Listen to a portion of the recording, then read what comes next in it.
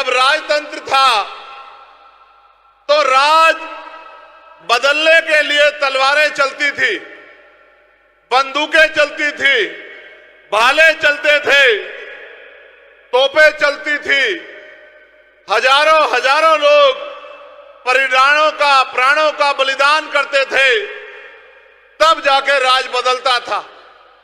धन्यवाद दीजिए डॉक्टर बाबा साहब अम्बेडकर का, जिन्होंने हर बालिग व्यक्ति की उंगली में वो ताकत दे दी है कि बटन दबाओ और राज बदल दो। जिस काम के लिए पहले हजारों हजारों लोग बलिदान होते थे, आज ना किसी को बुरा कहना है, ना लाठी चलानी है, ना ही कोई साजिश करनी है।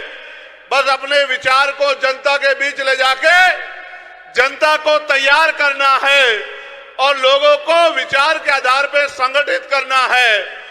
आज इस प्रदेश में अलग अलग विचारों के दल काम कर रहे हैं। जहां कांग्रेस के लोग अपने विचार को लेकर आगे बढ़ रहे हैं, वही भाजपा के लोग अपने विचार को लेकर आगे बढ़ रहे हैं। वही मैं और भाई दुष्यंत चौटाला, जननायक ताऊ देवीलाल और मान्यवर काशी राम साहब के किसान कमेरा की एकता के राज को आगे लेके चल रहे हैं। एक समय था हरियाणा के लोगों और हरियाणा में भी उचाना के मेरे साथियों, मैं आपको कहना चाहता हूं, एक समय था कि दिल्ली की राजनीति हरियाणा से चलती थी। जब किसान कमेरा एकजुट था तो दिल्ली की कुर्सी पे कौन बैठेगा इसका फैसला हरियाणा में होता था। उत्तर प्रदेश की कुर्सी पे कौन बैठेगा, बिहार की कुर्सी पे कौन बैठेगा, इसका फैसला हरियाणा में होता था। लेकिन आज हरियाणा की कुर्सी पे कौन बैठेगा इसका फैसला दिल्ली से होता है कि 9.5 साल कौन बैठेगा और बाद के 3-4 महीने कौन बैठेगा और आने वाले कल में कौन बैठेगा। आज हरियाणा के बल को क्या हो गया है, मुझे ऐसा लगता है कि आप दुश्मन की साजिश का शिकार हो गए हैं।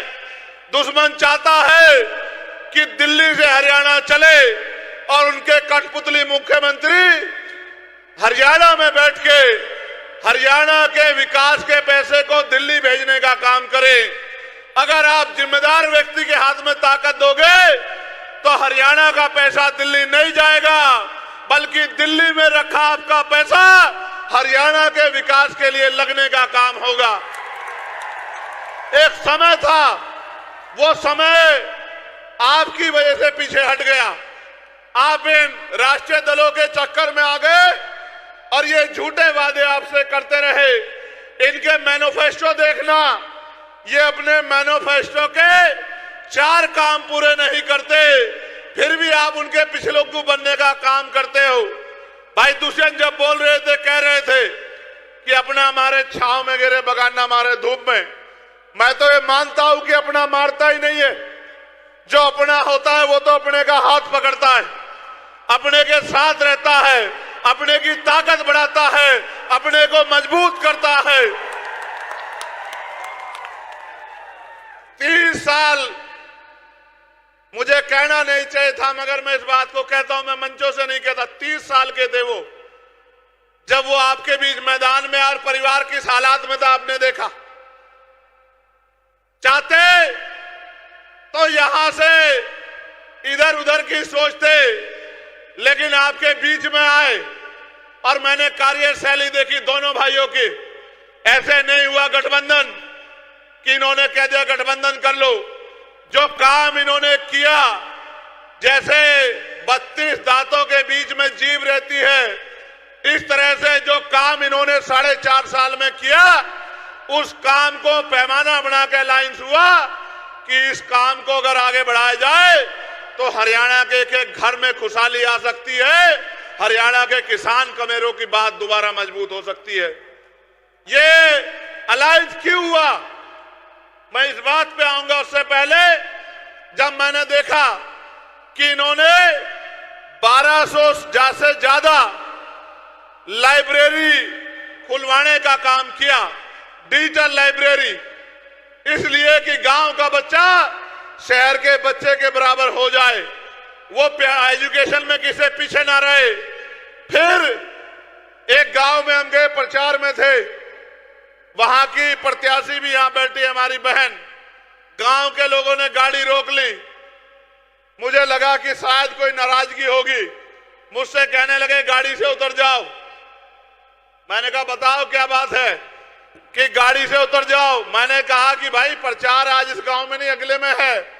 बोले एक बार उतर जाओ 2 मिनट के लिए, मीडिया के साथी दिखाना इस बात को जरूर। हम उतर गए, वो लाइब्रेरी में लेके गए, बेटियों की लाइब्रेरी अलग और बेटों की लाइब्रेरी अलग। फिर मिठाई ले आए। मैंने पूछा कि मिठाई क्यों दे रहे हो, तो उन्होंने कहा इस लाइब्रेरी की वजह से 18 बच्चे सरकारी नौकरियों पे गए। तो मुझे लगा कि मैंने जो हाथ पकड़ा है वो सही हाथ पकड़ा है। हमने मैनिफेस्टो बना बैठ के, मैनिफेस्टो में आपके लिए मैनिफेस्टो पढ़ना।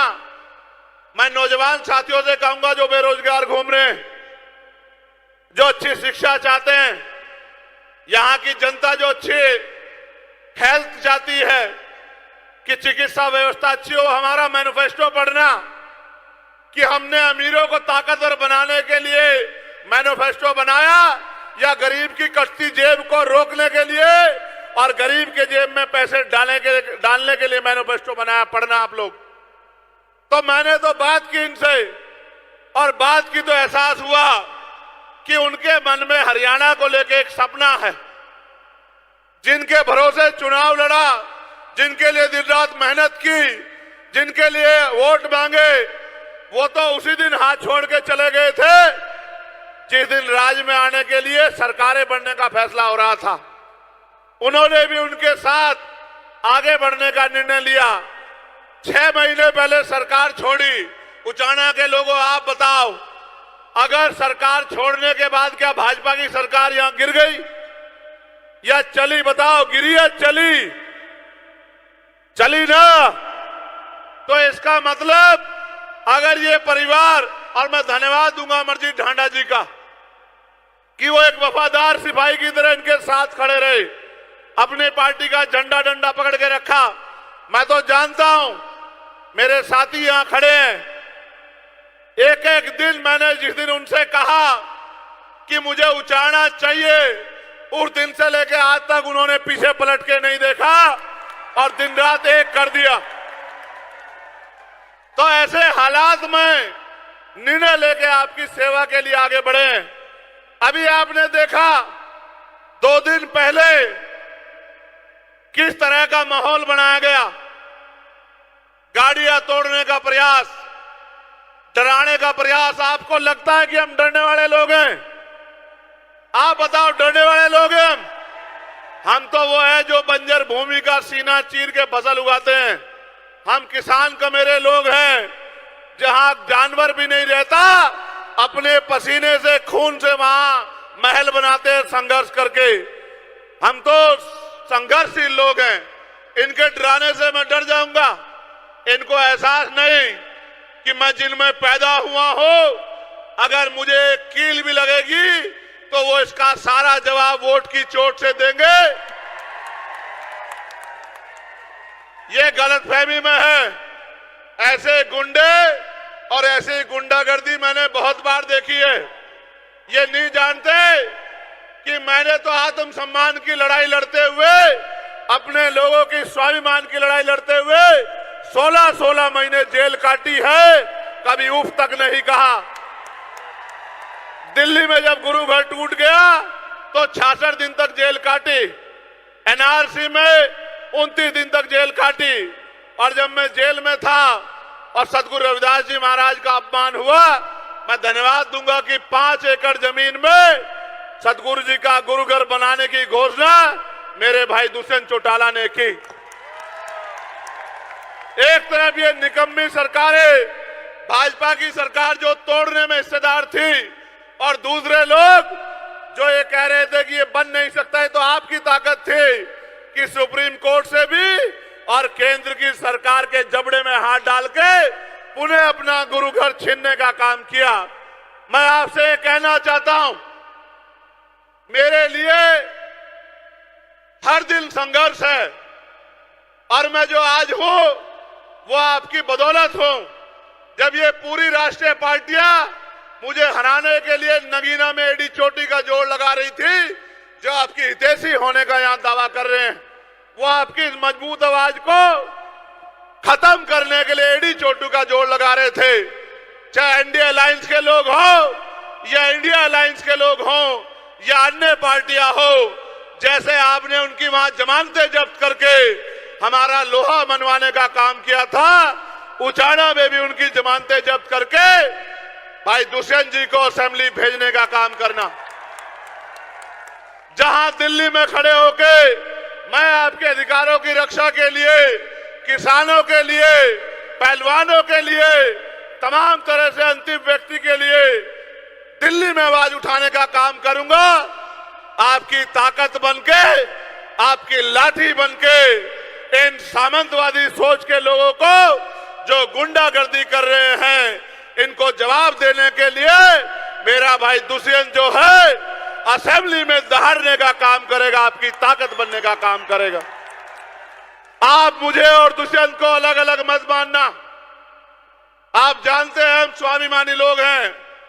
अगर जबान देते हैं तो जान देते, हाथ पकड़ते तो छोड़ते नहीं है। आपके ऊपर छोड़ रहा हूं, अगले 3 दिन मेहनत करना, गांव गांव जाना, घर घर जाना, लोगों से वोट की अपील करना, क्योंकि बाबा साहब अंबेडकर ने कहा था political power is the master की। राजनीतिक सत्ता वो चाबी है जो आपकी सारी समस्याओं का हल कर देगी। अगर अगले 3 दिन आपने मेरी बात पे पहरा दे दिया और घर घर जाके अलग जगह दी और वोट की अपील कर ली, तो किसी की हिम्मत नहीं है कि आपका प्रत्याशी यहां किसी से पीछे रह जाए। अगले 3 दिन जिस तरह से आपने मेरी हर बात पे पहरा दिया है, अगले 3 दिन जुट जाओ, मेहनत करो, घर घर जाओ, बूथ मजबूत करो और 5 तारीख को ज्यादा से ज्यादा पोलिंग करा के एक एक व्यक्ति को बूथ तक लाके और अपनी वोट की चोट से एक क्रांति 5 तारीख को पैदा कर देना, जिसके लिए आपका धन्यवाद करने के लिए 8 तारीख के बाद मैं फिर से आपके बीच में लौटने का काम करूंगा। और मैं चैलेंज के तौर पे, टास्क के तौर पे आपसे कह रहा हूं, जिसका गांव, जिसका बूथ सबसे मजबूत होगा, सबसे पहले धन्यवाद कार्यक्रम उसी के गांव में होगा। ये जिम्मेदारी मैं आपको दे रहा हूं। मैं आखिरी बात आपसे कह रहा हूं, मान्यवर साहब श्री काशीराम कहते थे कि तमन्ना अगर सच्ची हो तो रास्ते 1000 होते हैं, तमन्ना अगर झूठी हो तो बहाने 1000 होते हैं। हमने सच्ची तमन्ना से एक चिराग जलाया है, एक पेड़ लगाया है, उसको सींच लो। 5 तारीख तक एक ऐसा वृक्ष बनेगा, अगले 30-40 साल तक किसी दूसरे की जरूरत नहीं पड़ेगी। आपको फल भी देगा, छांव भी देगा, आपकी सुरक्षा भी करेगा।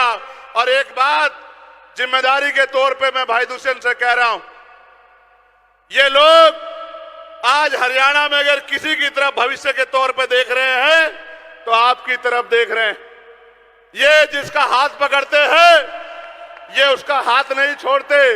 मैं आपको जिम्मेदारी के तौर पे कह रहा हूं, जब आपकी लड़ाई लड़ने के लिए मैदान में उतरे हैं तो बहुत सारी आंखें इनकी तरफ भी उठ रही हैं।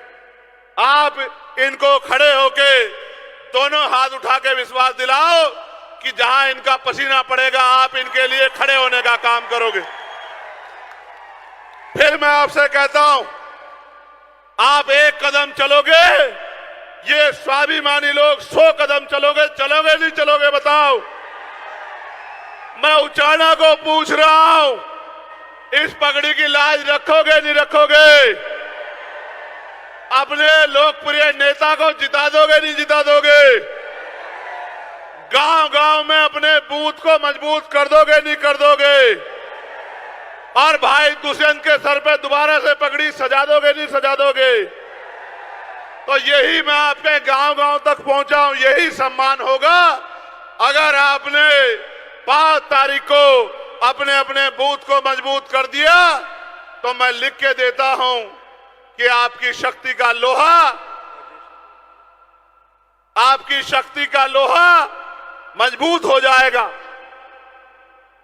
अभी मेरे बाद आज के इस सभा में आशीर्वाद के रूप में श्री अजय सिंह जी बोलेंगे। तब तक मैं यहां उपस्थित हूं, आप उनको सुन के जाना, लेकिन मेरे साथ एक बार जोरदार नारा लगा दो, जय भीम, जय भीम, जय भारत, जय भारत, जय संविधान, जय संविधान, जय जवान, जय जवान, जय किसान और महिला शक्ति जिंदाबाद। आप सबके लिए मंगल कामनाएं।